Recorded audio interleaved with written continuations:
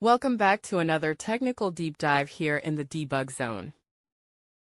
Today, we're tackling a big question and breaking it down with insights from other users.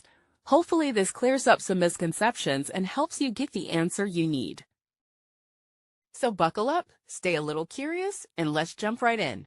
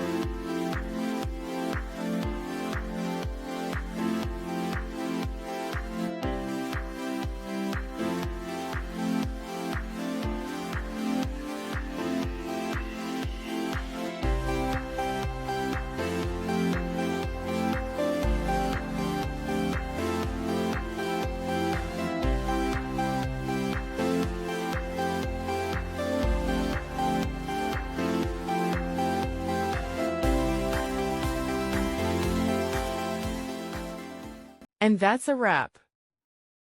I hope you found the answer you were looking for.